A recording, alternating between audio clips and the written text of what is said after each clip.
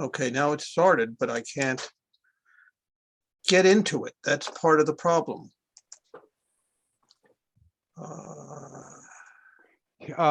You see where it says view options? Oh, here, hold it. It's coming back. It's coming back. Hold on, hold on.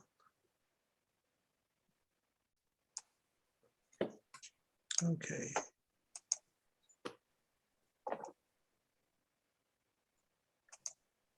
Okay, so I got here just a minute.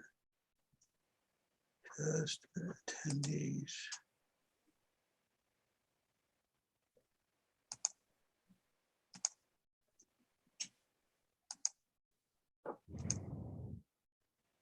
I see the participant is 10 participants, it says.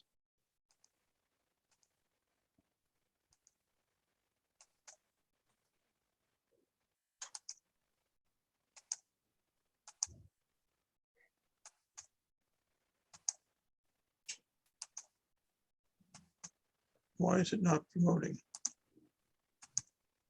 I'm clicking on promote. I see people coming in.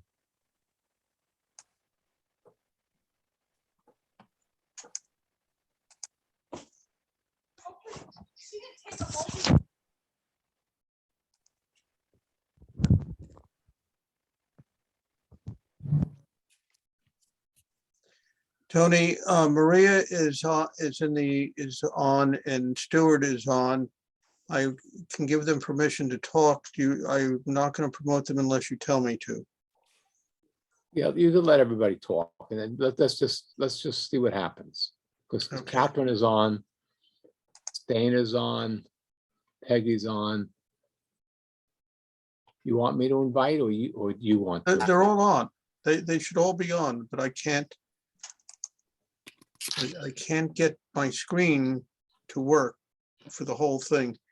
But Dana is on, Catherine's on, David is on.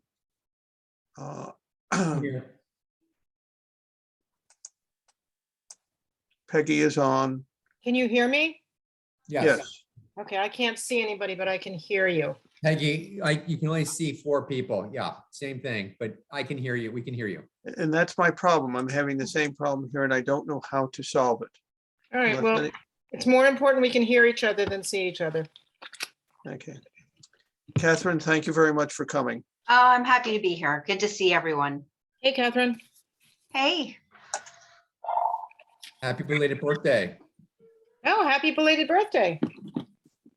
whose birthday? Was it your birthday? No. No, was it? No, it was. In that case, never mind. Yeah, sorry, Peg. Oh, how about early birthday? Happy early birthday. Really Well, early. considering my birthday's usually around Thanksgiving, we've got, I'll bank that. Sorry, Peggy. I thought yeah. Well, Or you could just wish a merry unbirthday. There you go.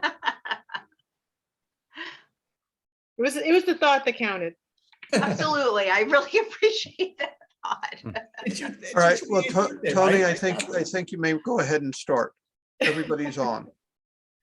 Okay, so good evening, everyone. Welcome to the January Flood Mitigation Advisory Committee meeting, and Happy New Year for those who we haven't said Happy New Year to yet.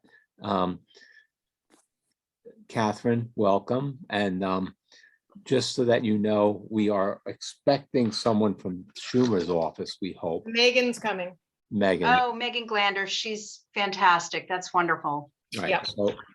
So, and Peg asked that when she comes, we kind of deal with her and Absolutely. move on. So you're fourth on the list, the agenda. So meeting dates are posted on the Village of Mamaroneck website. Next meeting is February 15th, 2022 at 7 p.m. We'll do the October minutes later, and invited guest Catherine Parker. So Catherine, we had thought that you could look through the agenda and just share information with us and we with you, if that works, or I have a couple of specific questions I wanted to ask you, but why don't you Sure. have the floor, okay? Great. There we go. Oh, just there we worked. go. Look at that. Good to see everyone. So first of all, let me say it is great to see all of you. And I feel like we've got the band back together. seeing Andrew Spatz and Tony and Peggy and Dave Finch and Steve Glenner. You and I don't think have worked together on this specifically, and Dan, but all of us have worked for a number of years to really work on flood mitigation for the village of Mamaroneck. And here we are. We're at a good place, as far as I can tell, with the news that we're hearing, particularly out of Senator Schumer's office. Senator Schumer has been just tremendous for the village of Mamaroneck in advocating and making sure that the Army Corps of Engineers is available to us, making sure that we're going to get funding, federal dollars that will mean that we don't need to necessarily put in a local share. That's huge. And so there's just a lot of good news. You all have done so many great things. I remember when, a group of you went down to Washington also to advocate. You've been amazing. And I only ask, to be here to, if there's something that the county needs to do that can be helpful to all of you, I just want to make sure that, I'm hearing it and I can relay that back to the administration. I know, we're all good friends with our county executive, George Latimer. He's represented Mamaroneck for the last 30 years in a variety of roles. He certainly is very familiar with the issues related to flooding in Mamaroneck. So I feel that we have had a great relationship already. And, we just want to see this cross the finish line. And so that was really my intent to join tonight and to be here. I've actually attended other flood mitigation meetings that have happened, in the fall. And my plan is just to be present, listen for things that you need from us at the county and relay and bring that back. But I thank you all for the work that you have been doing, are doing. And I see great leaders amongst this group. And Tony, I appreciate that you've reached out to me since as chair. Peggy had done that previously. You've been really great at just keeping that communication going. And I just want to say I look forward to seeing this cross the finish line. Catherine, and Tony, I'm sorry if I may interrupt. Before Meg zooms in from Senator Schumer's office, I think we all need to do a shout out to her as well, in addition, obviously, to Senator Schumer, because she has been so instrumental in doing the dirty work to get this through. And she's been a relentless champion for all of us. So when she comes in, I think we all need to kind of do one of these. Yeah. Good suggestion. And I was Yes. amiss by not saying, Happy New Year, and thanks to all our public officials and their assistants and I-dotters and T-crossers for getting this money for us. So a big kudos to everybody, from our village mayor and the trustees to the county, to the state, to the feds. So yes, we thank everybody very, very much. So thanks, Peg, for reminding me of that. Catherine, in terms of the county, it would be helpful, I think, if the reservoir can be continually cleared of the debris that keeps coming down, and gets clogged, and that causes backup and, flooding, et cetera. Sure. So one of the things that I would be, so that prompts the question, who has had the previous responsibility for keeping that clear? Has that been the village? The grates at the dam are the village's responsibility. When Judy Myers, so this is how far back we've been talking about this one, was our county legislator. She once gave me a map that showed me that the village of Mamaroneck technically owns, from the reservoir north, across Mamaroneck Avenue and onto the other side of Mamaroneck Avenue, like the Scarsdale side, if you will, or the Saxon Woods Park side of Mamaroneck Avenue. And the village of Mamaroneck owns a decent, not a huge section, but a decent section by Saxon Road. So that might be. I would something- find, I know where the village line is. And I believe it crosses right um, Not according to what the map that I have, and I'll try and dig it out. I don't know, but I do know the county has taken on large projects of plantings of wetland vegetation. Not that far, sorry, Dan, I'm talking less deeply into, towards the village of Mamaroneck, but where, where the river widens out and it almost becomes like a pond? Before you Yeah, cross, all I have is Yeah. the village maps, and it doesn't show that, but maybe Catherine, will- that's something that the county can help us. I figure will out. dig it up Absolutely. and I'll email it to everybody. And I'll also take a look too, Peggy, and see if I can have from our county planning department, the mapping issue is one that we're very good at. So let me see what I can find too. Super. I think that Catherine- hones in on our understanding that the Army Corps is not going to go that far upriver. And we know that going into Saxon Woods and that body of water and even further upstream is a contributing factor to the problem. And so what we're looking at is somehow someone, apart from the Army Corps project, a complementary to the Army Corps project, should be looking at and using resources to mitigate whatever that might mean, that whole upstream area, including the potential for what, if you want to call it, the Mamaroneck Lake, for stormwater retention. But that goes into, I think, dredging, and then we get all kinds of problems with that. But that whole area should be addressed as a complement to the Army Corps project. Yeah, because I know, Right. Catherine, one of the things that you mentioned was, updating, that looking into updating the watershed authority taxing authority, the watershed taxing authority plan. I think you- No, that Oh. wasn't me. Oh, okay, We sorry. discussed it last month. Okay, So, so, and the reason why it wasn't me, by the way, is, and Peggy and I had It was- had this it was me. conversation It was me. recently. Oh, okay. So the county, going back to Andy Spano's time when he was county executive after 2007 and the floods in 2007, the county set aside $25 million to help municipalities with flood mitigation projects. And we did some work in Mamaroneck. We also did work for some other communities within the Sound Shore. And right now there's about $14 million left in that fund. However, you may have all seen in my most recent newsletter, which arrived at your door in the last week or so, I mentioned that I added $11 million to the budget for the Army Corps of Engineers project specifically in the event that we didn't have the federal government paying the local share as well.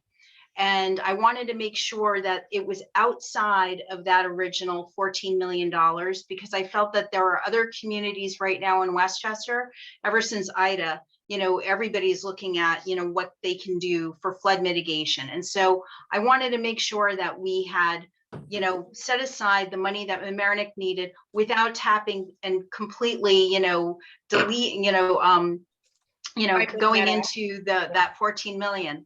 So my colleagues and the county executive agreed, and we did that. And I really feel that the county, we all believe that when it comes to, county government, one of the things that we can be doing is working with our municipality to help on this level. That's good government right there. And I think in this last budget, we saw that by example, that we're really looking at what we can do. So I didn't see that it was necessary to create a separate taxing authority because I think we've already been, making sure that we're doing that as we've been going along. And we ask specifically, the thing for municipalities is that this is a matching fund. So we have asked they can use other monies that they get from other grants to use for their matching money. But we want them to have some skin in the game as well. And we've also asked that the projects are shovel ready. We don't want to just pay for, umpteen studies and not really see something come to fruition. We want this to be a project where it's, shovels in the ground, getting something done. Just when we get there, when we go through our low hanging fruit memo, there are a few projects on the back of the second page of the memo that I think could tailor nicely to the county's $14 million fund. So I don't want to delay the meeting. Let's go on with it. But when we get there, I think there's an opportunity for us to plug into some of this money or Well, request to plug in. Peg, I'd like to, let's just jump to that because my 2 cents, Catherine, is where's the money? So, you've outlined as you said to me and you reiterated that we have these funds. So the way I think our group is looking at this is that, as you said, there's the Army Corps project and then there's other projects. So the Mamaroneck Reservoir and Dam were never addressed before. We know that's a problem for the village. And it's also, I think at one point there was a DEC report that the dam needed work, and I don't want to say any more than that. The other projects, I know that Peggy, some of them near and dear, Peggy's House and Heart is the Road to Nowhere. What else was on that kind of project? If you don't mind, let me jump in because there's been a little bit of a Road to Nowhere update in the last 24 hours. Mayor Murphy had asked me back in early November to reach out to the new task force in Harrison, the flood committee in Harrison. I think it was right after the election, and to try and get them to get together with us to discuss projects between Harrison and Mamaroneck that could be looked at. I got an answer back this morning, finally, from Rob on their flood committee saying the new mayor would like to meet with us. And how do we arrange it? I texted out to the mayor of Mamaroneck and I asked him how he'd like to handle it. And he said, how do you want to do it? Zoom or in person? I said, I actually think we should meet on the Road to Nowhere to start because I'm not sure that the new mayor's even seen it. And maybe it would be very helpful to meet there. He liked that idea. He was going to meet with Harrison's mayor tonight at the Westchester Joint Water Works Board meeting, and he was going to discuss it and get back to me. And Tony, so you'll know, I said to Tom today, Tony has to be at this meeting no matter what. So I'm waiting to hear back, but the kind of thought in my very small brain is it would be a joint Harrison and Mamaroneck project. Harrison residents after Ida flooded because of the Road to Nowhere. So it's now that they've got skin in that game as well. My thought is if we could partner with Harrison and go to the county and ask for them to help us fund the Road to Nowhere trim back and whatever repair that Harrison needs to make, that might be a really good use of some of that money. The cutback suggested, the trim back that we need for the Mamaroneck residents at this point, when it was suggested in 2011, was going to cost about $35,000. Obviously, it's going to be a lot more money now. The entire Road to Nowhere to repair it at that point, because Harrison has a lot of issues on it failing, just plain failing, that they need to take care of at their end of it, or I should say at the non-end of it, past the Harrison side of the, excuse me, I'm not being clear, of the two sewer lines. There are all kinds of issues that Harrison really does need to maintain, and that's kind of on them. So if we can partner with Harrison, make a proposal to the county, trim back the Road to Nowhere once and for all, and secure whatever Harrison needs to secure, this could be, I think, a perfect project for the county share, if you will. Sorry if that was long-winded. Does that make sense, Catherine? Sounds good. So Can I just- Catherine, on that note, you had said you want shovel ready, right? So I got my shovel ready, but I've got my TNT ready. we need plans and, even for a demo, you need demo drawings and you need permits. So if you look at the three projects on this low-hanging fruit list, we have the road to nowhere, the footbridge behind continental view over Beaver Swamp, and Project Home Run in Beaver Swamp, which I don't even know what that is. But all of these projects, and I'm going to expand it to, let's say the dam and the reservoir, and my wish to make it the 21st century dam with automatic valves. How do we go about getting a fast set of drawings so that we could submit? You would have to hire somebody to provide those. Tony, let me jump in for a sec. I'm sorry. The road to nowhere and the footbridge are the closest because those are the easier of the three. The Project Home Run is a massive discussion with Harrison. They put in infill near where the Harrison Market is. I don't know if you're aware of that is on, I guess it's Oakland. I can take you there and show you if that's. Is that where they made It's that big Harrison park? Avenue. I Is think that that's where they made- Harrison is it- Avenue, right? Well, no, it's Yeah. not. It's the other side of Harrison Avenue. It's a few blocks down, closer to Rye.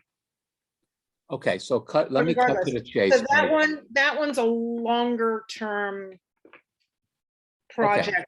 Because So that needs to what- be discussed with Harrison first. So let's talk 1 and 2. Yep. How do we get, this is for our group and for you, Dan. How do we get a set of simple demolition drawings and a permit so that we've got, and a cost estimate, so that we can go to Catherine and say, Catherine, we're ready to go. Well, I think, So let me just interrupt. I think we need to have the meeting with Mayor Murphy and the mayor of Harrison before we can do that, Tony. But we could get, I think we need to I'm not saying, I think we can do parallel paths, only just because it's going to take some time.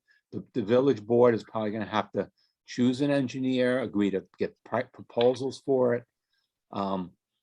Even if it's a general scope. I mean, you're saying, and I'm not challenging you, but let's say 35,000 is now 55,000.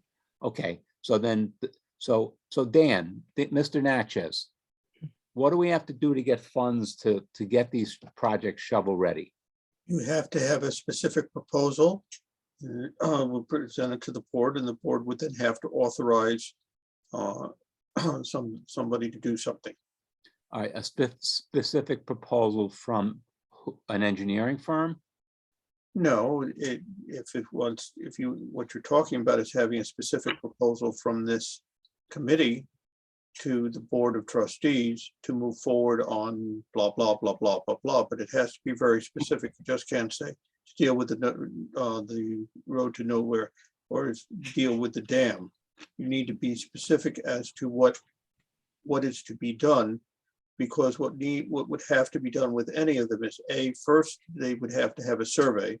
And second, they would then have to have a remediation plan, i.e. an existing condition, which you get from the survey, and then a proposed conditions with cross sections of what would have to be done. And that, as you say, that will take time. It also takes money. We won't know how much money that would cost until a specific plan is sent to an engineering firm and say, how much would you charge for this? Okay, so how about, if the committee wants to set something as a priority, whether it's 1, 2, or 3 things, and can write a fairly descriptive narrative as to what the issue is and what is to be and how it is to be remediated. Don't just simply say remediate, because that doesn't get you anywhere. But you'd have to be very specific, take the road to nowhere and take out the bump, move the manhole cover, whatever it is. With the road, with the dam, to repair the dam or take it down, have the valve, if we keep it, have the valves working, etc. But the valve, as I understand it, from discussions I had last week, the valves are way under a couple of feet of mud. 20 to 40 feet of silt. Okay, so that is just digging that out would not solve the problem. because there is so much silt behind that going, to the bridge and further up, that will all come down and then bury it again. So you would have to think about other approaches, in terms of the existing approaches to life and whether I the, honestly think the dam is more of a request to discuss with the Army Corps. I think it's that scale of project. It's Yeah, it's massive. several $1 billion, that we know. Right, That's all right. massive. There are So- estimates that the village has, and the DEC has sent a notice of violation. Right. That we, to remediate the dam. But the question is, which has been before the board for at least 2 years that I've been there, is do you take it down or do you rebuild it?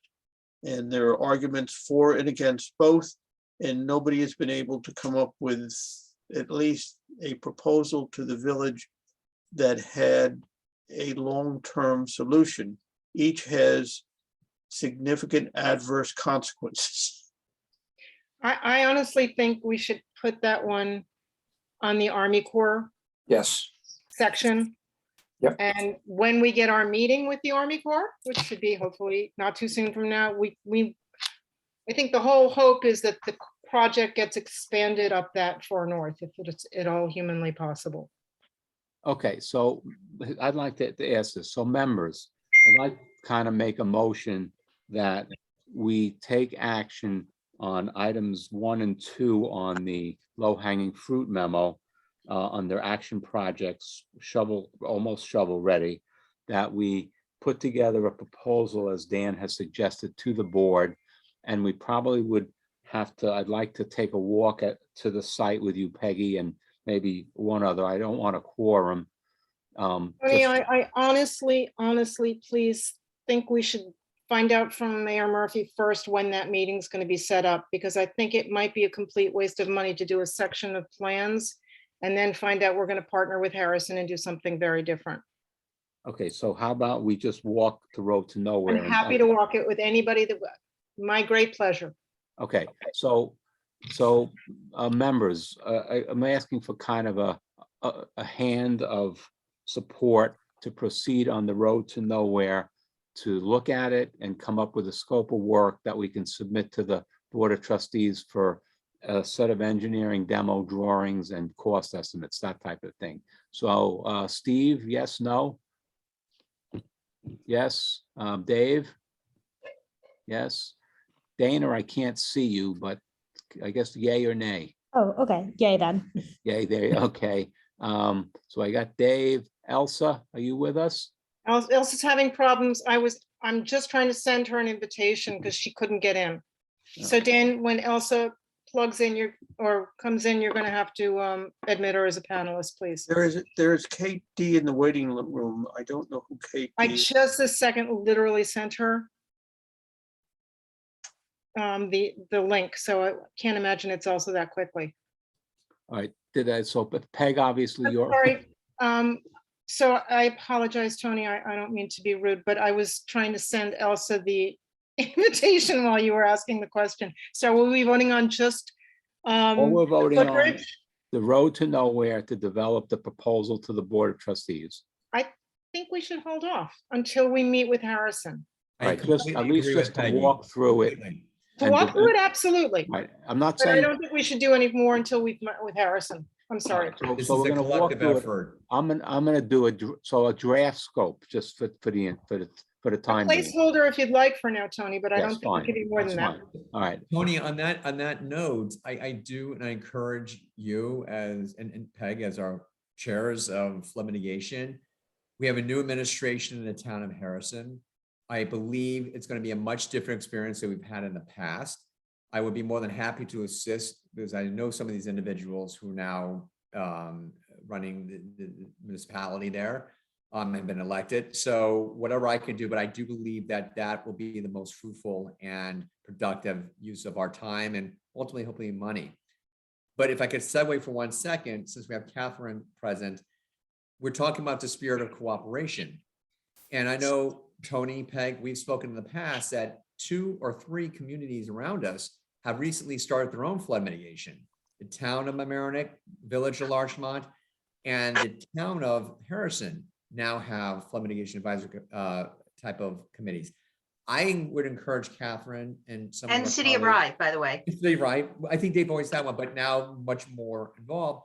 I think it'd be great with the leadership of Catherine and some of our colleagues, if we could facilitate a Sound Shore type of effort. Good idea. So we all can work together. It's one thing, Peggy and Tony, if you reach out, or Dan as trustee reaches out, but because Catherine has been a champion for this for so many years, I think that it will help facilitate that. So that is a low hanging fruit that will not cost a dime other than our time. So I do think that's something, Tony and Peg, if we could also put on that list, that short-term list of having Catherine facilitate and work with us with the county and the Sound Shore, I think that'd be great. And I would also. And I think you're hitting the nail on the head, and it's something that Tony and I have spoken about, and we have a name for it. We know what it's LISWIC, Long Island Sound Watershed Intermunicipal Council, which, you know, after 2007 was formed. Yep. 14 communities. White Plains was in it, by the way, you know, so not all just along the Sound Shore, but all part of the watershed. And the most recent president of the board, and they have their own bylaws, was Chuck Strome, who's the city manager for New Rochelle. Yep. Now, the last time that group met was at my request in 2015. And I have to tell you, it was a very sad meeting, because I thought, this is great. We've just passed the stormwater reconnaissance plans for Westchester County. We are all part of the Long Island Sound watershed, one of the plans. This was our opportunity to sort of take a look at everyone's flood projects, decide who's closest to being shovel ready, and work together. And I was really, you know, Nancy Seligson and I were the only two people in the room who felt that this was a worthwhile endeavor to continue to advocate for each other. And everybody else was one, you know, every man for himself, which I can't tell you how disheartening that was.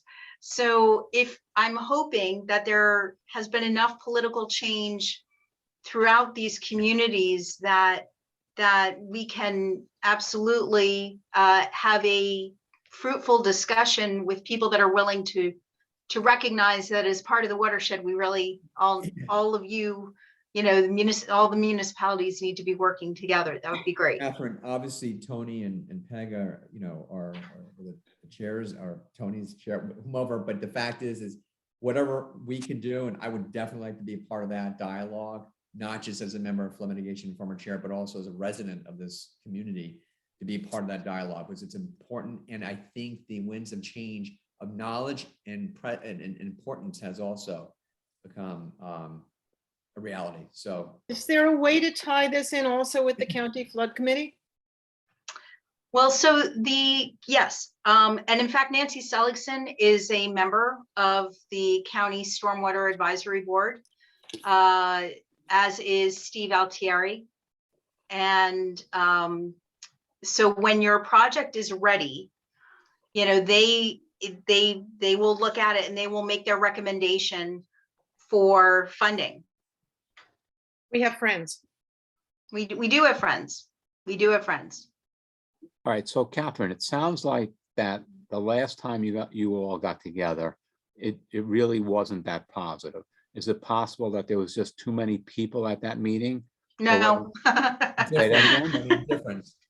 No, but it was, as I say, just the spirit of cooperation and willingness to advocate for, you know, look, if Mamaronec's not ready right now for a project and another, you know, City of Rye's ready, I would imagine that you would agree that it is in everyone's interest to advocate on their behalf, because when you are ready, you would want to know that other communities will help advocate with you and for you as well. So it was surprising that as I say, Nancy Seligson and I walked out of that meeting shaking our heads going, just so sad that there was this lack of willingness to, Sign us up, Catherine. Sign us up. Mamaroneck- okay. You've got a lot of new blood with all these new local flood committees. You've got a whole lot of new people involved. Absolutely, So absolutely. what's what's the next step to get this going? Well, I want to have a meeting in a month, within a month. What's today's date? Well, I think asking your mayor to reach out to request a meeting with, speaking with the, maybe mayor. first the mayor of Harrison, saying, what do you, He's doing that, and I know he started it today. right, but I'm saying taking it to the next level, that, they're having a small meeting, and then it's the next meeting of, let's all, what about Liswick? And, our communities are part of Liswick. Maybe this is an opportunity to refresh that, because I think it has to be from a bottom up. We've tried it now from the middle. But I think the bottom up, having the municipalities themselves who are part of Liswick and who are the members of Liswick, to be willing to look at that with a new spirit of cooperation. Tony, if we have an email list of the members of Liswick, I'll be more than happy to send an email out saying, hey, we would love to communicate. But we don't even know if these committees have live members or We don't. I representatives. know, of but these that's my different point, that areas. we can start the ball rolling and. Maybe we can ask the mayor and the board if we can at least be the Liswick representative for now to get things rolling, our committee. Well, I think you do need elected officials who are participating. And why is that? Because eventually these conversations turn to financial obligations, and you have to have people at the table that are willing to see that, that through. You also need a certain amount of expertise on municipal management. So I think that you have to have those people at the table, and to a certain degree, probably even as part of your group, having those conversations. Dan is here, which is great. But having somebody that's maybe even, not elected, but working on, projects that, a staff member from Mamaroneck that participates too. Very important.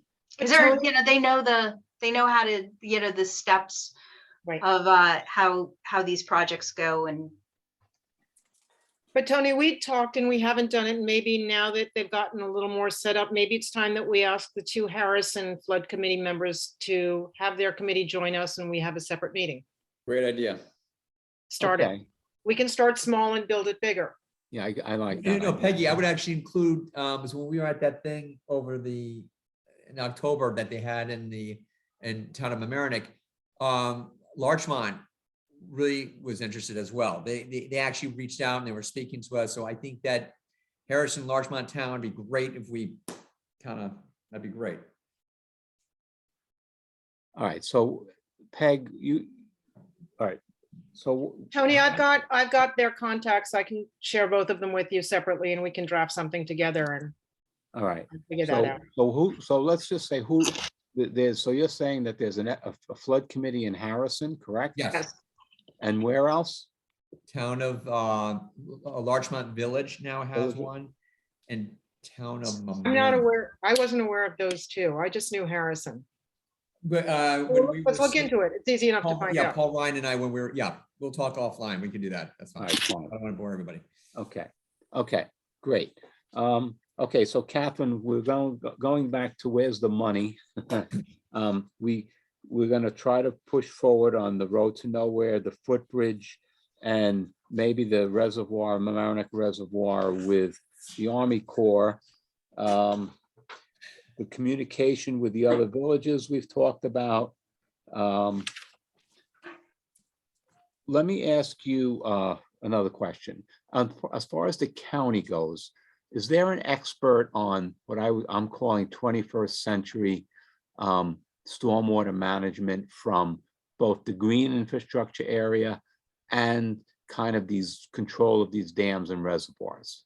So we would contract out for that as well. We do not have, we have somebody, our planning department is tasked with, let's call it project management, and overseeing the stormwater plans. But they, again, you're talking about a hydrologist, engineering. That's something that we would have to hire out for as well. Okay, all right, so then let me jump to and the USDA NRCS offering basically. And I know on our committee, there's very different opinions of these offerings. And I took a walk this weekend and took some pictures of debris in the river and then a couple of housing developments, not Tony, development. I just want to interrupt. I'm sorry. I could not get your email to open. Your attachment for some reason. There was a wouldn't link. You couldn't get the link to open? Get it open. No. Yes, yeah, problems too. Everybody, darn, that thing makes me, all right, I will try to get you was anybody able to open my link? I was able to, I downloaded to Google and then I could see all the pictures. What do you- Very good pictures. You like It was my a very, pictures? it was a very Yes. large file, and I Very haven't, revealing. tried to open it on my computer yet, which I might be able to. Okay, all I right. tried to on my Compass computer, which is pretty sophisticated, and I couldn't get it to open. Yeah, Interesting. maybe you could share the pictures on the screen. Oh, that's a good idea. So, all right, so I mean, I don't think we need to do that, but the gist of the gist of the USDA program is that they have like a cleanup program, like an IDA cleanup program, which I'll talk about, and then I'll let Peggy talk about their buyout program. So the cleanup program, and I know that our committee has been trying to get the village to have a regular kind of stream cleanup and monitoring and cleanup process, which I guess is more sporadic than regular. But what USDA says is that that if we put together a cost estimate or maybe a contractor, I don't remember what they said, that they would consider paying for it. And so a lot of some of the stuff, at least in my pictures, it's simply, I think it would fall under that category. So I think, so on that part of the program, to me, it's either we decide we should try to get the money or not. We don't have to answer that right now. So Peggy, why don't you talk about the buyout All program? right, let me just jump in. And on both halves of these programs, it's a 75% federal, 25% local match. So before we go too far on making a decision, my feeling is we should go through the low-hanging fruit points for the village, because Tony, I don't mean to contradict you, but I really think that this is the Village of Mamaroneck's responsibility to do on an ongoing basis. And my vision would be more 4 times a year. The DPW knows they must get into the rivers and they must remove debris. Because my concern with, if we have NRCS do it, it's a one-time shot, and we'll never get the Village of Mamaroneck on any kind of a regular rotation to be cleaning out the rivers. Peggy, So, stop right there if you don't mind. No, not at all. Why? And I'll let you continue, but I know you've said this before, so I believe me when I preface the statement. I know where I you know. are on this sense. It's like black and white, and rough waters. So, Dan, why? And I'm really not busting on the village at all. I know they got zillions of things. They don't come to pick up garbage, and my wife is like very upset. So I know they have tons of things to do. So is it that this cleanup of the rivers is really not funded adequately? What seems to I'm be not the- sure what you're asking. My question If you're is, asking, no, just let me, I'm sorry. if you're asking about dredging, that is one thing. If you're asking about just, shoreline rehabilitation, that's another thing. If you're talking about removing debris, that that is what the NRCS meeting was all about. There is money available for removing the debris from Ida. All we have to do is take pictures and do a quickie analysis and submit the proposal, which is not a big thing to do. We have a grant writer that can do that,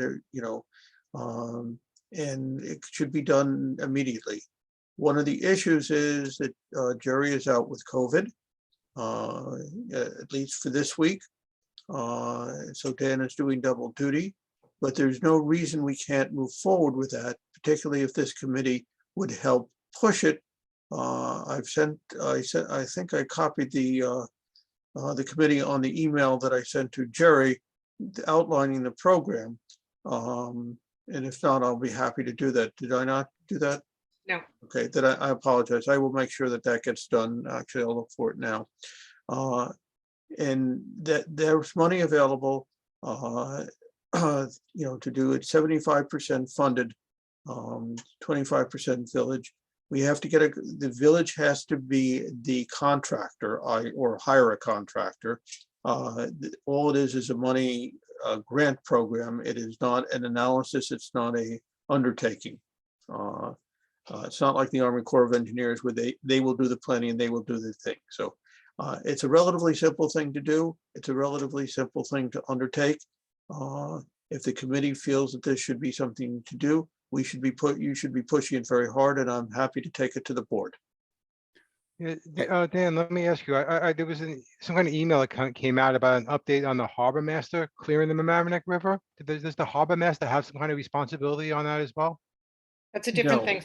what they've been doing is documenting what they, issues along the river, as opposed, they did not, to the best of my knowledge, they're not documenting the debris from Ida.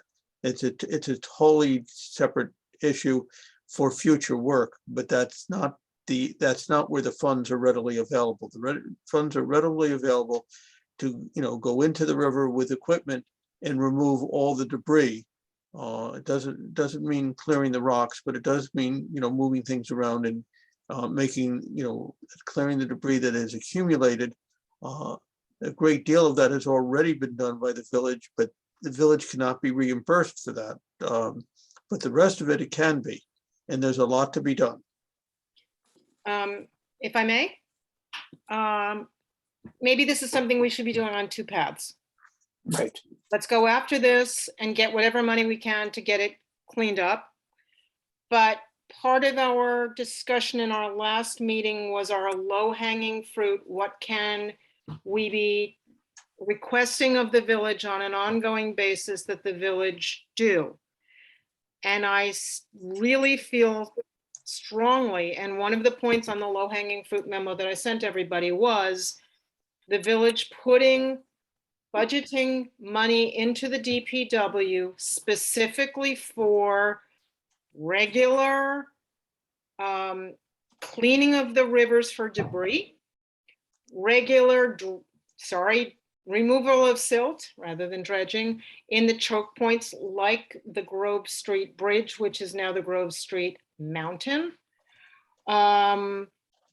Making sure that the grates at the dam are cleared. I mean, the vacuum truck, making sure that it's doing its a third of the village once every 3 years.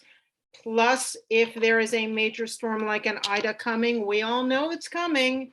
We had requested years ago that the vac truck go out and clean specific red zone, high risk flood areas. And if they don't have the truck because it's off being maintained, that they contract with a cook or whomever to get a truck in so that before a massive storm, there's a little more relief possible. And these were things that we talked about as the committee last month that we want to task the village with on a regular basis so that we don't lose any of this. So sorry, Andrew. And that the key, what you just said, was the low-hanging component fruit of this, where the village, Dan, was doing this before. So that's not, we're not asking, it's the committee wouldn't be asking for something that's new. These are things that when Rich Singlander was here as village manager, they were actually being done and reports are being provided during some of our meetings as to where the red zones are and literally there was a 72-hour, 48-hour and 24-hour out from a big storm of what was done. And there was like a checklist. Literally, there is a list that was in existence. So these are things that, again, whether there's money in the budget for, or probably would be little or minimum of investment, but it would assure a significant difference in the event of a significant storm. Folks, I have to jam to another meeting at 8. Peggy, Tony, thank you, All right, everyone. So Catherine, don't, you have I'll see to, you. I need one more vote before you go, so Oh. don't go yet. So, so members, I'd like to propose, and just by a yay or a nay, that we take a two-pronged approach to this river cleanup, as kind of Peggy suggested. Prong one is we're gonna send a bunch of pictures. I can try this weekend to take the rest of the rivers. I'll send the pictures. How about I'll send them to you, Dan? And then, and if the committee gives me, and if the committee says yes, then we'll ask to proceed with the USDA monies for cleanup. So that would be prong one. So on prong one, Steve, yay or nay? Yay. Dave? Absolutely.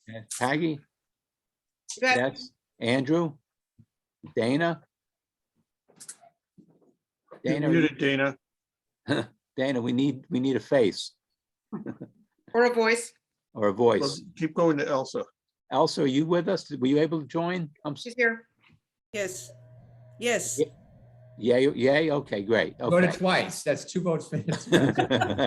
Okay, all right. So Dan, I'm gonna, this weekend, I'm gonna take some more pictures and I'll send you and the board an email from the FMAC saying that we request to proceed with trying to obtain the funding for the Ida cleanout. Yeah, and Okay. I just forwarded you the email I sent to the board and Jerry. Okay, great. So we'll Okay. support that. Tony, make sure, please, Dan Sarnoff is on that because it's probably going to fall onto his shoulders. Yes, Okay. it was on that. Good. All right. Am I good? Or we need one more minute? But we need you. Andy. Yeah, we got 3 more minutes. What's more important than the FMAC? Excuse nice me, to be one.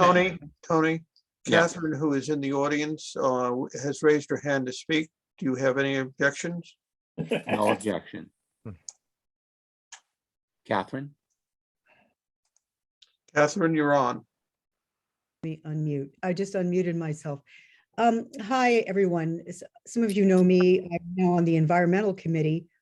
And Peggy, I sent you a copy of a letter that I wrote to the village board. And Dan, and I wrote it subsequent to a meeting of yours that I attended in which you discussed this subject. What was the role of the village? What was the role of property owners in terms of cleaning the river? And I presented it to the board, a while ago. And then we had a follow-up meeting this last week. What was the feedback and so forth at the Committee for the Environment, at which the mayor attended and also George Latimer attended. So I want to give you that feedback. So basically, so the question was the issue you're dealing with here. So it's not just Ida. Let me give you just one example of maintenance that's required. If you think of the newish CVS that's in that mall on Mamaroneck Avenue next to North Shore Farms, that mall where there's a Chipotle. It's where the CVS. Yes, we know it. That CVS got a lot of flooding. Behind that CVS are some trees. Those trees are completely covered with invasive, huge vines that droop down into the river and form a sort of a weir that is capturing. So the vines are doing a lot on the river to capture debris and garbage, to the point that at that section on the river, it's nearly dammed up, really, with stuff. So it's not just about Ida, and it's not just about clearing out debris. It's about these invasive vines that I think Tony will notice are up and down the river, narrowing its width and capturing a lot of debris. So when I asked the question again, well, same question you're dealing with, what, if anything, is the village prepared to do? The mayor said, well, the problem is that a lot of the riverfront is not village owned. Could be privately owned, it might be county owned, it might be throughway owned, there's a lot of owners, okay? So, he didn't really answer the question. So my feedback to you is that George Latimer said, Kate, get me a list of all the places, document all the sites, and I'll sit down with the village or somebody, I'll have somebody sit down and figure out who's responsible for each piece of it, each section, and get it taken care of. So I think that's feedback that you would want to have. So Catherine, what's your last name? I'm sorry, I don't know you. It's DeHaze. You'll probably see me there as a participant, Catherine DeHaze. I'm always and afraid to, oh, yes, I see you. Got it. Okay, I'm a sorry. relatively new member of the Committee for the Environment. So, there's a lot of overlap here. And I've taken a lot of pictures myself and was prepared to go out personally and start doing what you're doing, Tony, to forward it, because he, gave me an open invitation, said, send me what you've got, send me your list, where the spots are that require maintenance, and I'll get it done. We'll figure out, is that throughway? Is it county? Is it private? Is it village? We'll figure it out and we'll get it done. Well, okay, I'd be so, happy to work with you, Tony, on some of that documentation if you'd like help. yeah, so, all right, so great. So okay, so I'd love to, if you can, I don't know if you can see my email is tgelber@villageofmamaroneck VOMNY.net.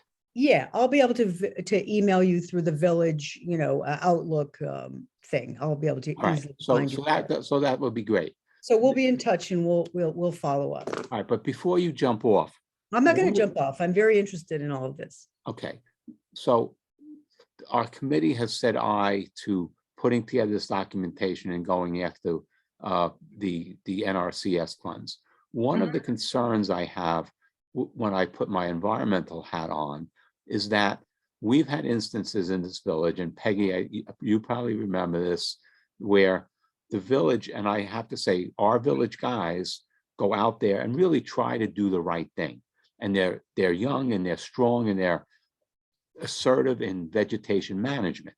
And what happens is a whole group of other people get very, very upset.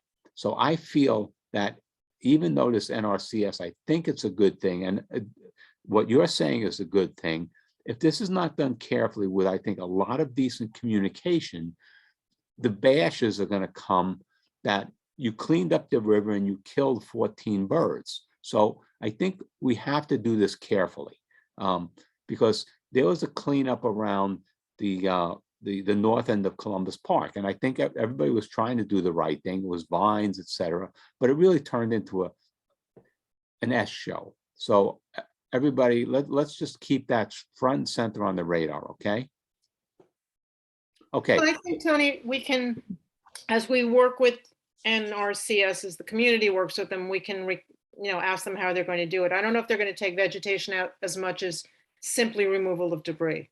Right. If you look at my pictures when you get the link open, one of the things that I see that's happened, which I think might help us get some of those invasive vines out, is that the vines have caught so much either debris that I don't think you can even get the debris out without taking the vines out. So I'm looking at this as like, wow, this could be a good thing. But like I say, you clean out a lot of vines and all of a sudden you have a bare stretch of, anyway, I'm going to stop there. Peggy, I'd like you to talk about, so Catherine Parker, are you still with us? I am. All right. I don't want to hold you here all night if I'm at your disposal, and I'm happy to just, don't worry about me. I'm here All if right. you need me. So let's do this then. Let's talk about the easement program. Yep. And then hopefully we can let you go. Okay, so Peg, you're on. Okay, so there's a buyout program of homes that this NRCS does.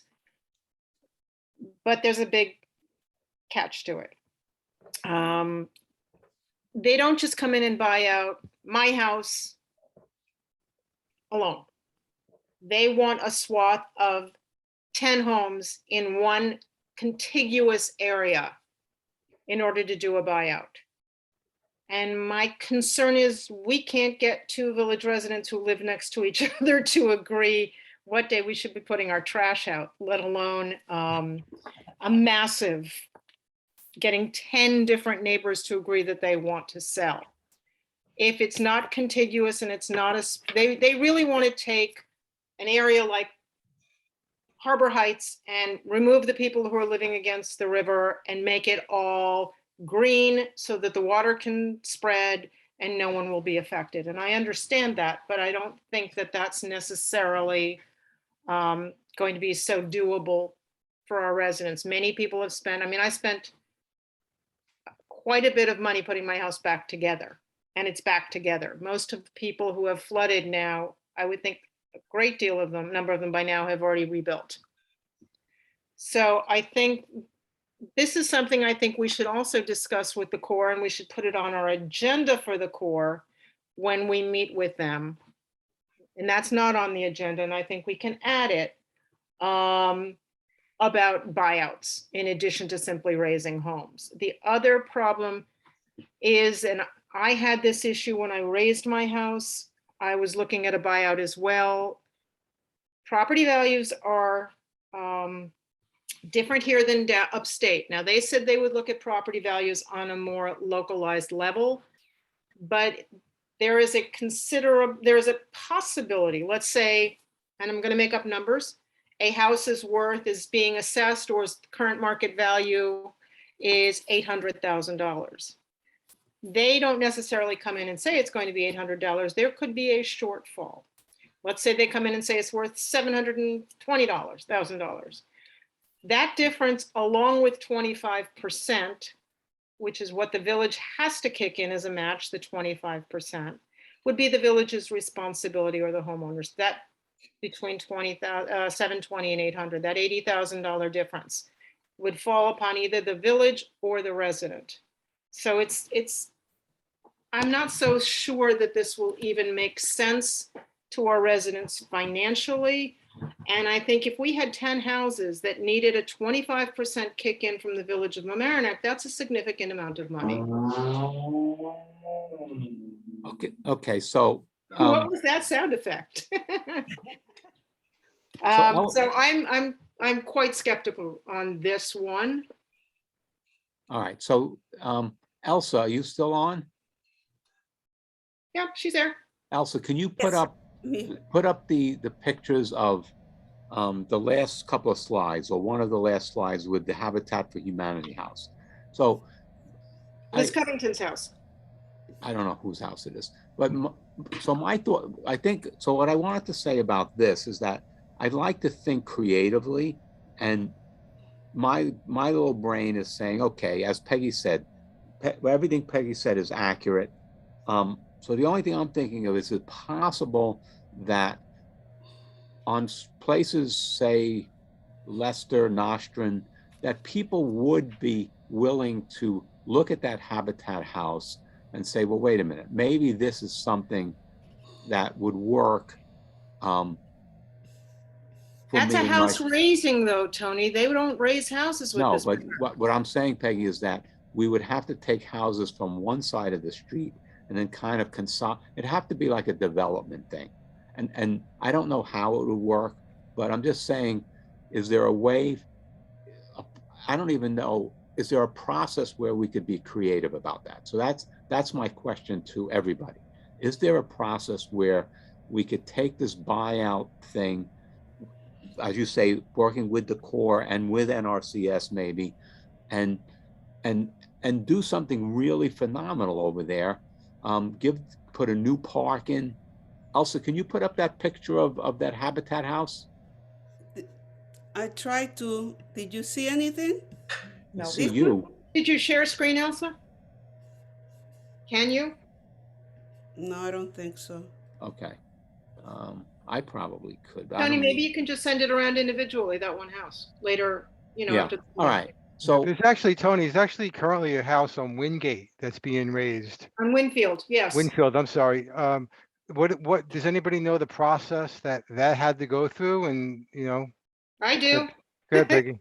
Well, I'm sorry, because I did that exact process. Okay, but Um, this is like, this is like 4 or 5 feet they're raising. Is that how Mine hard? went I up mean, 12. oh, you want 12? Oh, okay. It goes up a certain amount of feet and then it gets set back down on the foundation that's infilled. Mm. but Stephen, the process, I'm not talking about the process to raise a single house. I'm saying, is there a way, and obviously we can't answer it right now, but is there a way to take that area, say, any area where people have had repetitive flood losses, like I was on First Street the other night when I was taking my pictures, and a kid was riding his bike. He was very good. He was up on the back wheel. You know, his parents were probably having a fit, but he was very proud of himself. And I said, "Oh, did you get flooded?" So he pointed to his house. They were still fixing it, right? The kitchen. So again, there. So I'm saying, okay, what is there something else? Is there some way we could creatively get an architect to look at this, come up with a plan? I don't know. Catherine, any ideas? You got money for that? You know, honestly, I would definitely want to look for money for that.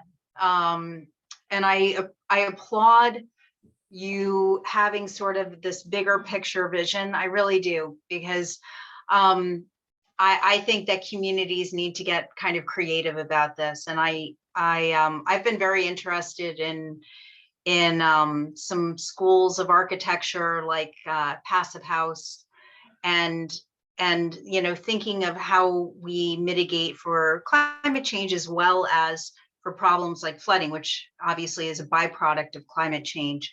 So I would really be interested in seeing if there is some money that we can find somewhere to help Mamaroneck maybe put together, you know, a plan, a vision, and see if there isn't something that could be proposed that would make homeowners who, you know, find themselves repeatedly being flooded go, you know what, maybe it would be worth, you know, being part of this, investing some money to be part of this, and you know, seeing that we're building a house for tomorrow, not the same house that was just destroyed in this flood. So- I'm going to jump in. I'm sorry, but that's exactly what I did after 2011. My house was 7 feet lower than it is now. I did exactly that. What can I do to get my house out of the water? We raised my house. Everyone said, you're 2.5 feet higher than you've ever had water. It's not going to be a problem. Until it was. So I think raising homes is a better solution, absolutely. I think the Army Corps one of the things we need to seriously talk to them about is raising more homes, but how high is high enough? Because if we don't do work in the channels, raising homes isn't enough. The core project stops before First Street, and that's a problem. Yeah, that's Liz Covington's house. Okay, So that so, was raised like my house was raised, Tony, or that was Yeah. built actually to be above the base flood elevation. so I'm just saying older visions, repetitive flooding, right? So what's the new vision? I don't know what the new vision is. What did I I mean, call this?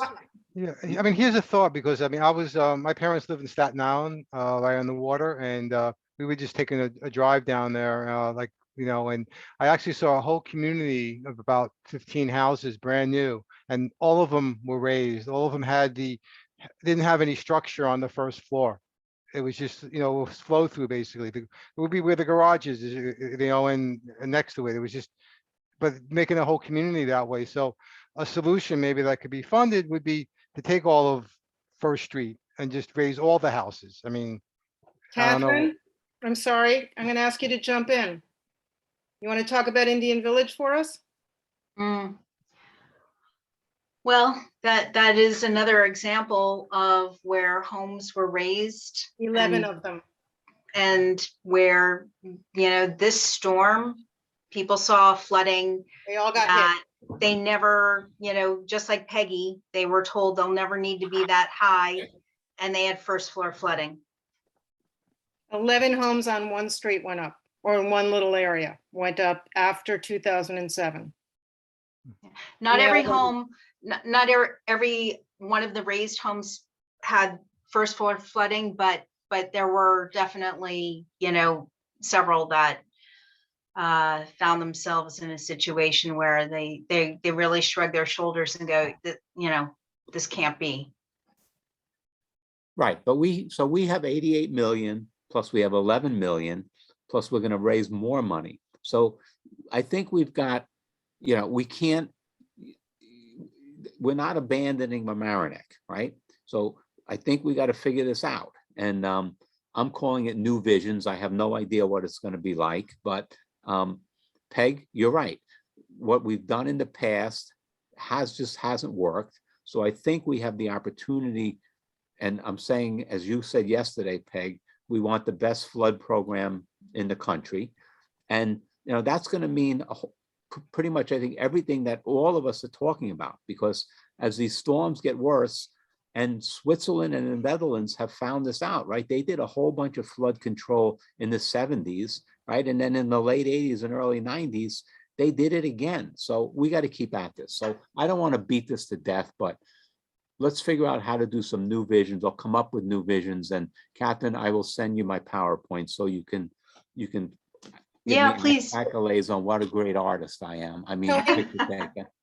All right. Thank you. Actually, I'd there's- appreciate it. Yeah, actually, there's one more thing I wanted to ask Catherine. Maybe you could have thoughts on this. Sure. Obviously we're talking about, building things up, but there's also just the flood prevention within the houses. Years ago, I got really badly flooded and I basically put in 4 sets of pumps. Lots of expense, obviously, French drains, and then we had to do a backup gas just so if something happened to the drains, obviously it costs a lot of money. We did it over a lot of time. Is there state funding that's out there that people could get that done? Maybe without using home equity or without taking money out of their pocket. If there are state programs that are out there like that, people should be aware of them. I don't know Yeah. if there are. Let me I don't just know jump- that there are either. Dan, that was one of the questions that we asked the village in our September memo to look into, to find out specifically, or if there are grants or any kind of funds available for these sorts of mitigation. For homeowners. For right. homeowners. Yeah. And we haven't had an answer. So do we know when we're going to get the balance of the 25 or 6 questions that we've asked answered? No. Word. I don't know Well, when we're gonna get We're it. kind of like chasing our tails. How do we get those questions answered? We just keep pushing.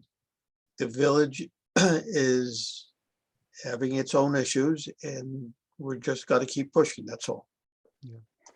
I mean, So but I'm yeah, but happy, going- I'm happy to raise it again. But it's, Tony, maybe we need to send that memo back through again. it can hurt. So I think Peg yesterday. May I make a suggestion? Maybe instead of bombarding them with 25 questions, why don't we pick the 5 most important and send it to them and say, please tackle this. We did that in December. But We went down that road already. all right, so let's get to, so that brings me to Peg, yesterday you had said, all right, let's focus, right? Okay, so Yep. while Catherine's still with us, what's the possibility? Let's talk the Army Corps for a minute, because we really have not talked about that. So people are asking me, did we get the green light from DEC to proceed? I have no idea. So does anybody know the answer to that? I think we did. I think Yeah, we got the did green too. light. That was part of it. That was the one holdup, and I think that was taken care of by the state. We got the green money. I don't know if the green light. I think we got. No, I think we got the green light too. I believe that in my conversation with Megan Glander that she had confirmed that. And I had I also had a conversation with Meg last week and she confirmed that. Okay, all right, great. Yeah, So I then the think next- Maria is raising her hand. Let's Oh, just finish this one quick thing and then go to Maria, if that's okay. right. So then my next question is, I know FMMC has been asking for a meeting with the Army Corps for quite a while. So Dan, where's your head at on that, do you think? Or Kathy or anybody? I don't know. How can we get this meeting? We're kickoff? still pushing to try and get the meeting. Okay, I can't give you anything. There are a couple of hiccups in the way, but we're trying to get them cleared. What kind of hiccups? Maria, you can talk if you want. No, I could wait until after this is Wait. addressed. Go ahead. What sort of hiccups, Dan?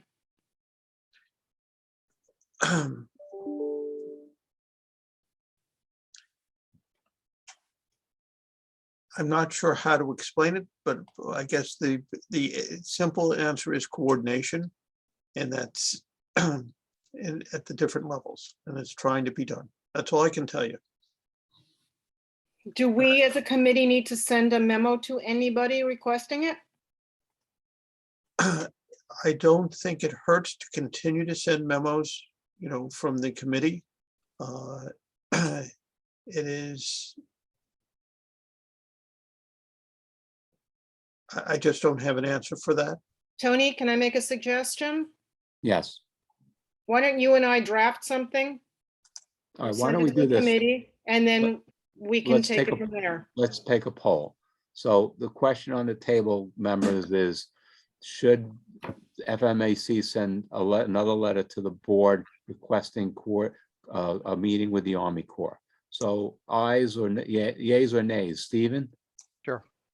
Dana? You look like you're mad at me, Dana. You mad at me? Oh, wait, can you see me now? Yes, there you go. Mhm. Oh, okay. Yes. Dave? I mean, no harm, but I'm not sure we know yet when the Corps will have something to tell us, when they're ready to talk to us. I think that's part of it. No harm in asking, but its effectiveness will have something to do with when the Corps has something on the table that they're ready to communicate. Okay, I hear you. So no harm, no foul, I No, guess. No, Okay. no, All right. absolutely. Peggy, I know you're in favor of it. Oh, wait, I just want to say something to that. I want to say Yeah. two things, if you don't mind.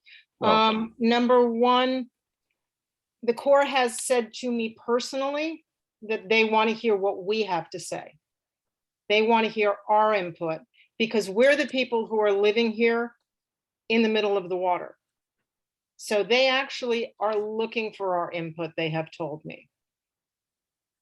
And secondly, we have sent a memo to the Corps, which we sent in November, directly to them, so they know we exist. And I'm not sure, Tony, should it just go to the Village of Mamaroneck or should it go to everybody again? That this is fabulous, the money has gotten funded.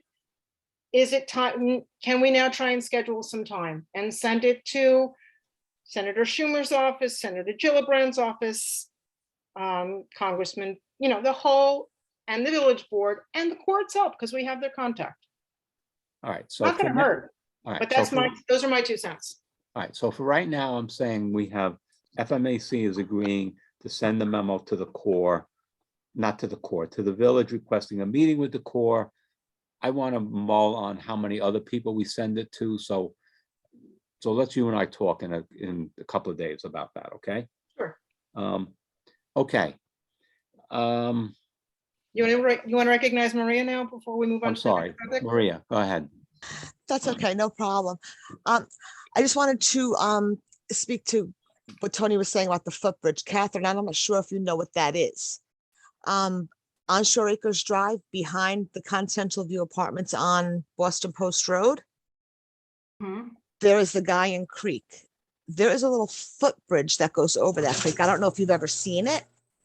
Well, I know Guyan Creek, so. Okay. I mean, Yeah. you're welcome to come down and take a look at it. I brought George Latimer down there about 10 years ago and he looked at me and said words I thought I'd never heard him say. He said, I never knew that. He said, I never knew this was here. And I was shocked. I'm like, what do you mean? You know, everything. But so it is there. The problem is that that bridge the underpass is very narrow. So water does not flow through there. And you could see from that bridge to the other opening in the river where it comes out from underneath Boston Post Road, that opening is much larger. So it bottlenecks there. That bridge is actually owned by the town of Rye. So it would be up to, I guess, them to do the replacement. I spoke to the village manager about it in August of last year. He came down, he looked at it. He's been in touch with the town of Rye about it. And hopefully that's moving forward. But I think the problem starts maybe a little even up farther on the other side of Boston Post Road. Because during Ida, it was completely bottlenecked, where there was over 5 feet of water on Boston Post Road, pouring across Boston Post Road and onto the parkway, actually over the wall in front of my house, like Niagara Falls. And there is, I don't know if you're familiar with the building where Kuman is, the learning center across the street from CVS. Yeah, Behind that building, there is a house that is completely uninhabitable at this point because it's gotten so much water. There's like a little waterfall there, and I honestly think the water is dammed up from there, which is really impeding the flow. So that is one of the low hanging fruits we're talking about when they say the footbridge. So that's what I just wanted to explain to you. And like I said, if you ever want to come down and take a look at it, just message me. I'm happy to show you. The same thing, Tony. I know you wanted to come down and see it, but the weather's just been too cold. But pick a warm day and we'll take a look. All right, that Sounds would be, yeah, that would be good, because maybe what we need to do is, as part of the low hanging fruit, maybe we could make that a little project too.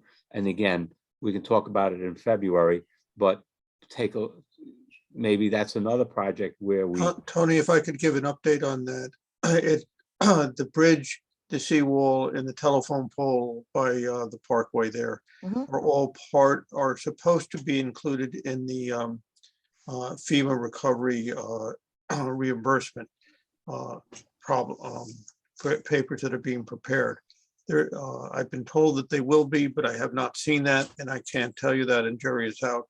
But we've been pushing to put that in there. okay, well, that would be great. Maria, that keep on fighting.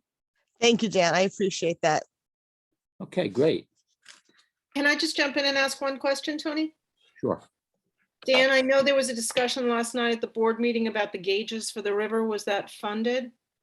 No, it has been postponed to the next board meeting to discuss. Okay. What I am pushing, and the board is not, my colleagues have not yet acquiesced to it, other than to try and get more information, is to have river gauges put in all 3 rivers, not just the 2 that they were in before, but in all 3 rivers, and have those gauges tied into a notification system. Nobody had, or staff has not, quote, had time to investigate and get information, so they've been given another 2 weeks to try and do that. I wish I had a contact at any of the agencies to be able to call them and try and figure this out. I think It's Gina not- does. I think Say again? Gina Van Eyck has a contact. You might want to reach out to her. Okay. Okay, because the staff is backlogged dramatically. Dan was out ill for 3 weeks. Jerry has been out, so we have department heads that are out. It's I'm not making excuses. I'm just simply telling you that's what we have to work with. And Okay. by all means, Tony, the committee should be a squeaky wheel. Okay. A squeaky wheel. We're gonna be pretty squeaky. All right, so I have one other item I want to talk about, and that's item 5, kind of A on the agenda. But before I do that, Stephen, Dana, Dave, Elsa, do you guys have anything you want to bring to the table or talk about so I don't ignore you? I know I've been kind of hogging the meeting, but where's your, anything you guys want to? I don't want you to. Yeah, I have something I want to ask about. I know we were talking about getting additional training. And I know there was a request from the I think from you, Dan, maybe about getting building department to send us the code. I don't think we got that. And, there hasn't been any training more than, mention that there was a place that we might be able to get it online. So I just think that if that could be followed up with, if it has been.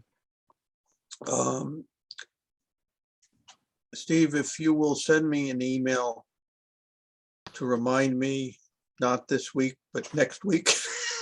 Okay. The Conference of Mayors has webinars that may be able to be helpful for training, and let me see if I have access to that and I can go in and try and find them, but I just can't do it this week. Okay. And about the building code sending over us the code or in some way? It's online, Steve, but I will make that request again, to the building department. Steve, the code's online. You can read Oh. it on the website, but it's almost impossible to navigate if you're not skilled at it.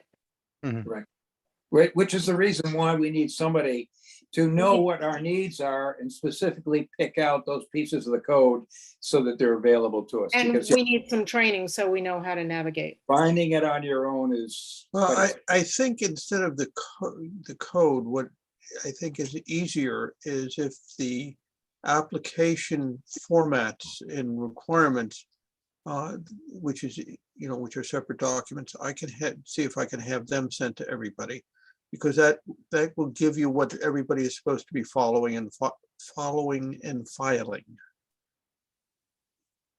That's a good idea, Dan. Was that, yeah, that's Let's helpful. look at it, but I still feel if we're going to be weighing in on these kinds of decisions, we need some training. Okay. So we're not held responsible for ignorance. Okay. Hey, Tony?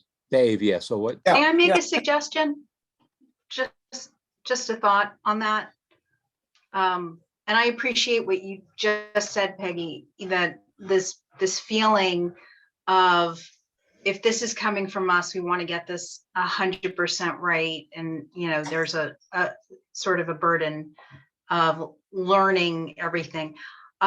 I will just say for my other communities that I represent and their flood committees, they always have a staff person that is participating in the flood meetings.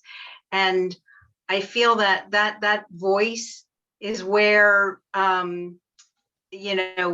that's where it's not on the members per se, but as part of the conversation between staff and the flood committee. It's probably, the way to go about that without having you all become, experts in your local code.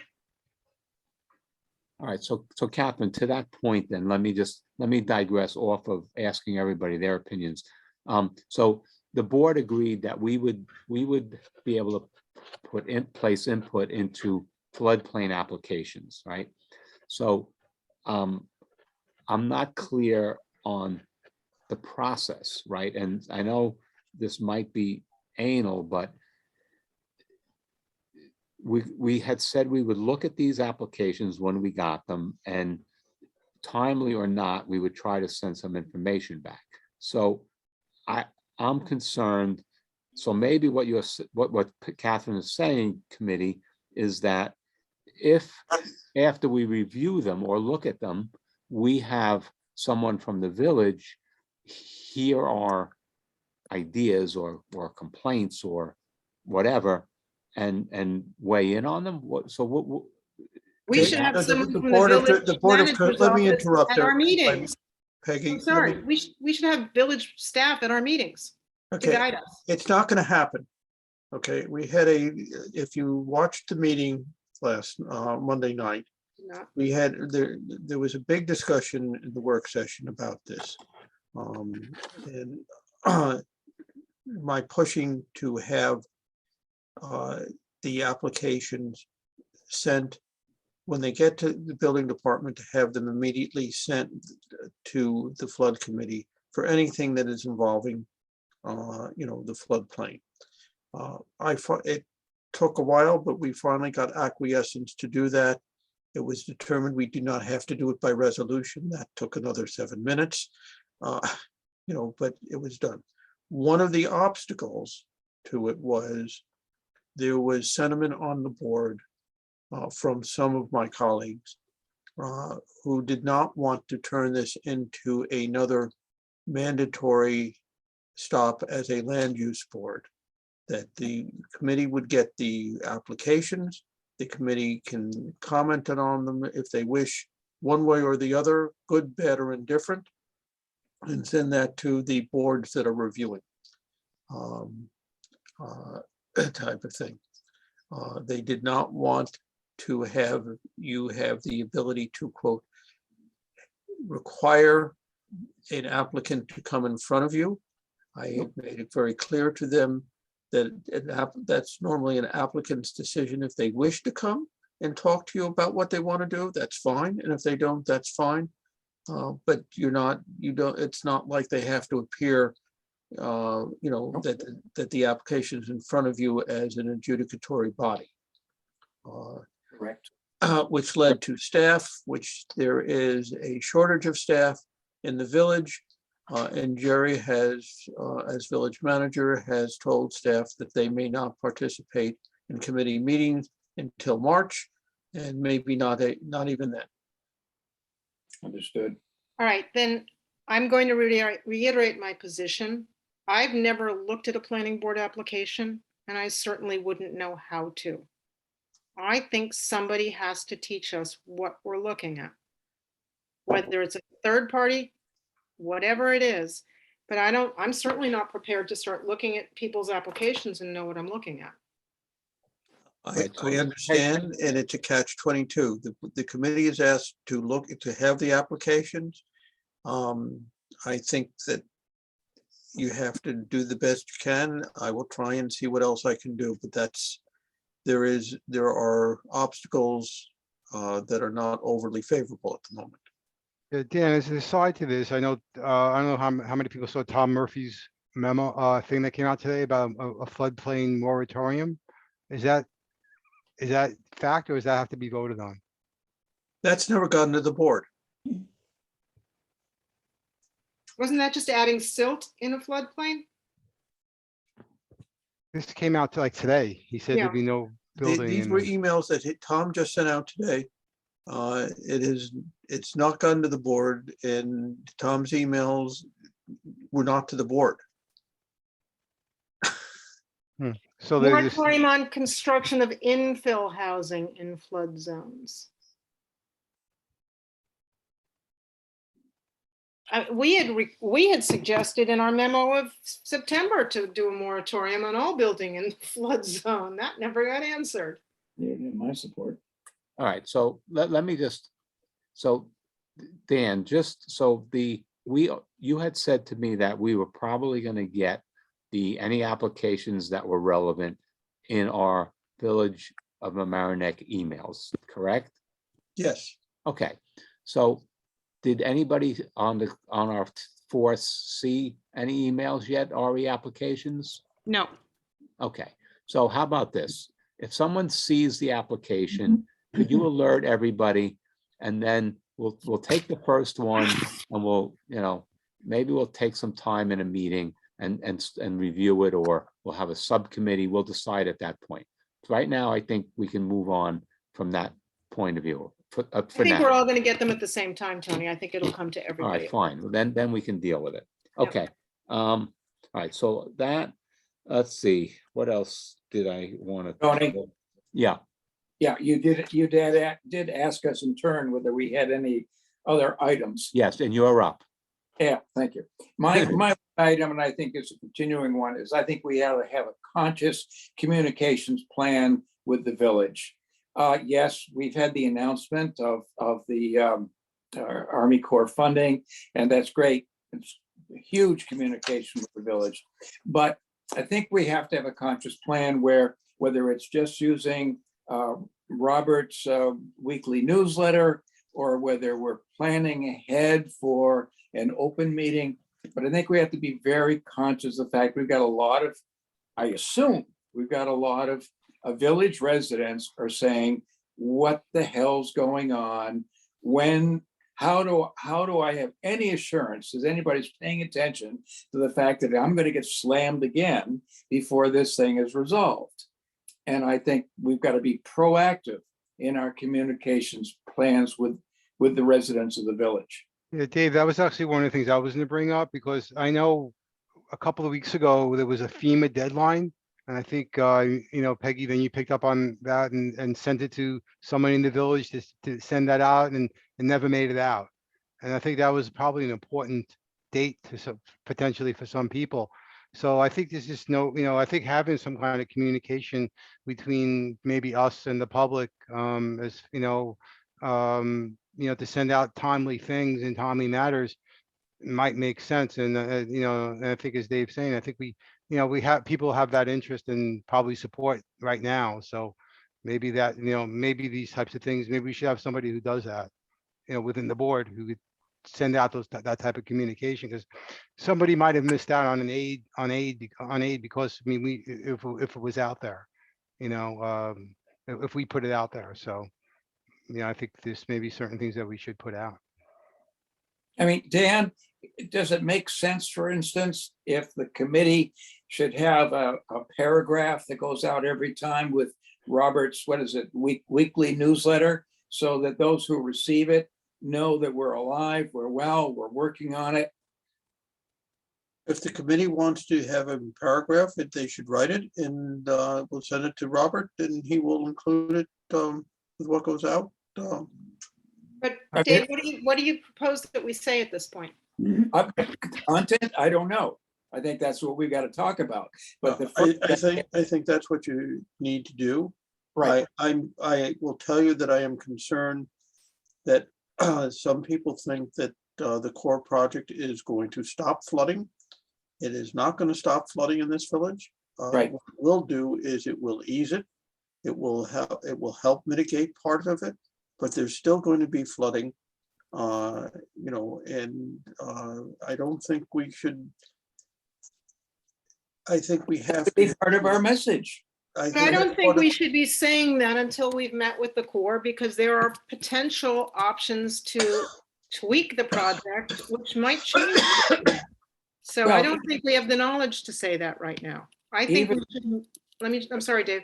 I think we need to meet with the Corps. And then I think we need to speak to the community. Yeah, I think though, speaking to the community is more than just that, newsletter. I think, there's Facebook groups, there's Instagram, there's things like that where, there's about a half a dozen Mamaroneck groups that are on Facebook.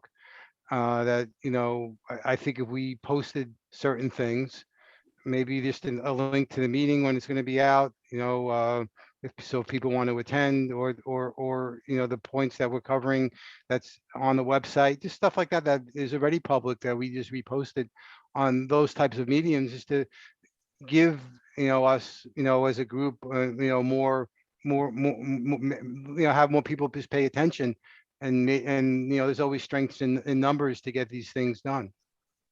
Well, I think I agree with Stephen. Excuse me. I agree with Stephen, because there are many people on Nextdoor, Instagram, Twitter. These are the vehicles that we should be using to spread our message. And we can just write a sentence and send it to all of them. Somebody has to be in charge of that, of course. But, Exactly.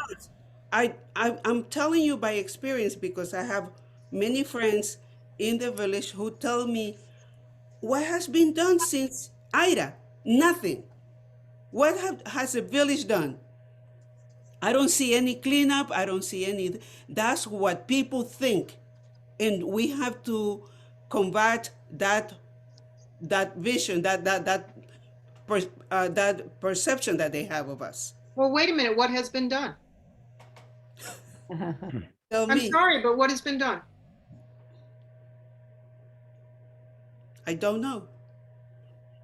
And we don't have anybody, Elsa, I'm not trying to fight with you. I mean, but we don't have anybody from the village Dan's amazing, but if he's not getting the information from the village manager's office, he can't create the information.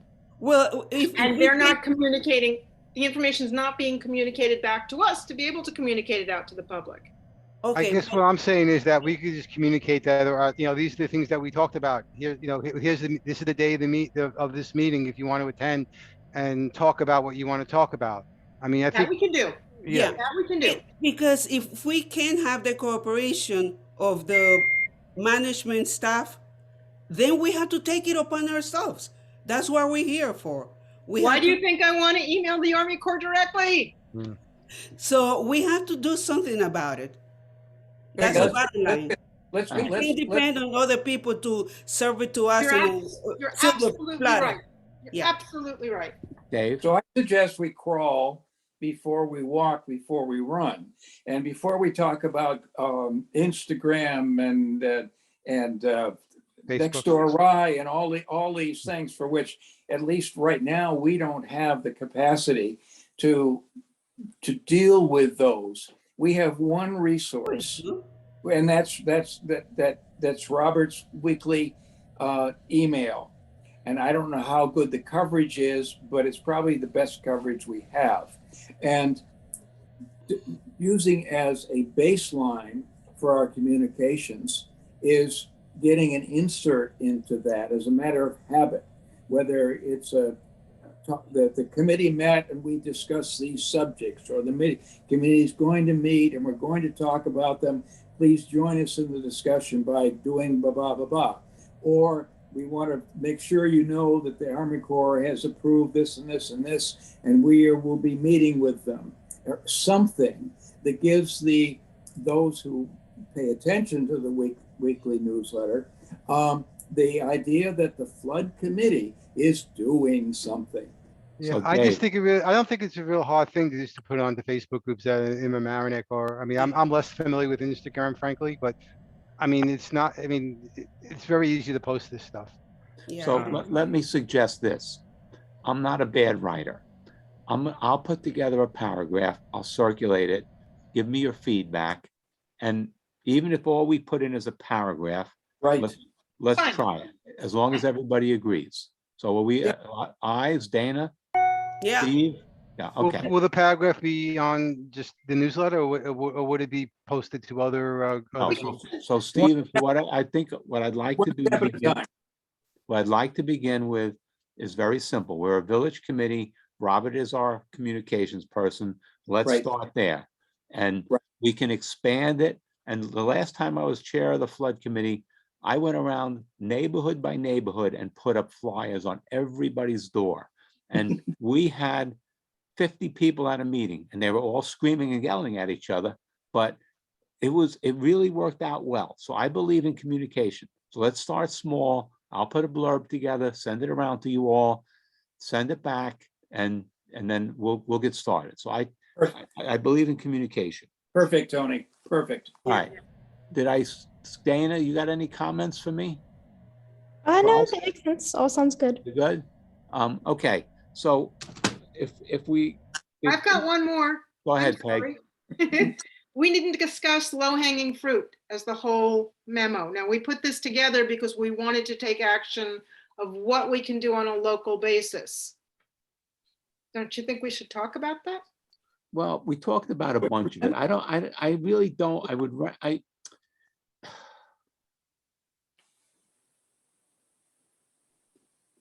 I guess I'm feeling that, and this is to use your words last night, let's focus, right? So to me, we're going to try to get an Army Corps meeting. We're going to send out a little, an email. So we have like 4 or 5 things we agreed to do. Road to nowhere. The road to nowhere. So I'm at the limit of what I think I can accomplish. Is there? I think the first 4 points on my memo, we should be sending to the village.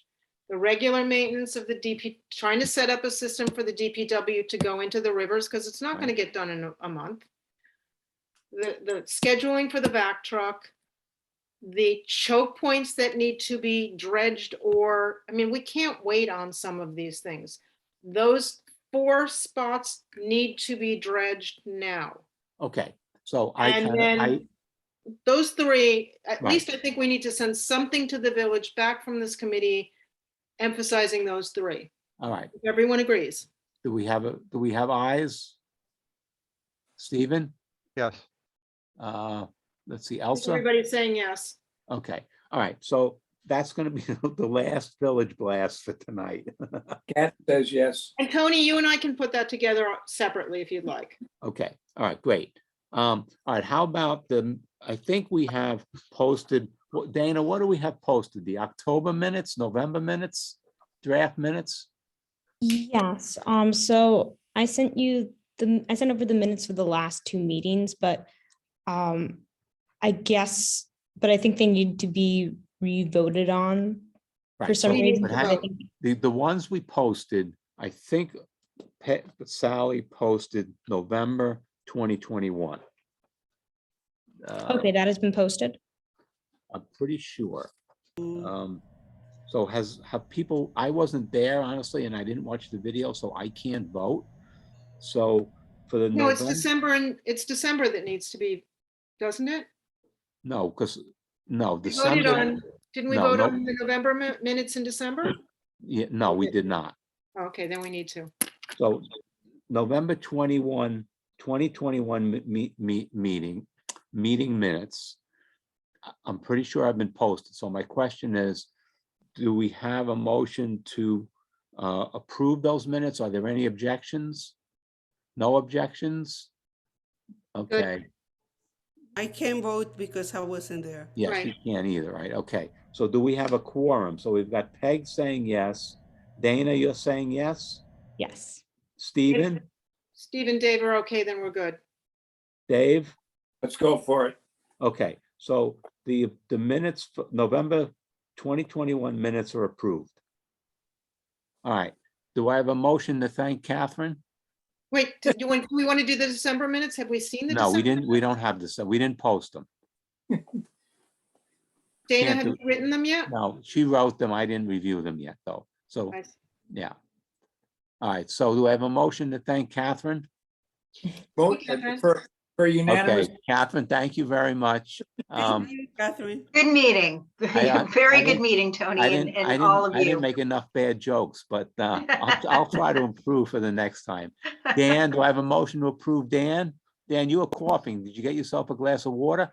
Gail gave me some coffee here, but I didn't get a chance to drink it. Do you want to come over and have a coffee? Thank you anyway. I don't drink coffee. Oh, he doesn't drink? Oh, okay. All right, everybody. Motion to close the meeting? All right, second. All in favor? Catherine Yay. DeHaas, send me an email. All right, everybody. Hey. Good meeting. Thank you. Have a good evening. Thank you all. You too. Bye.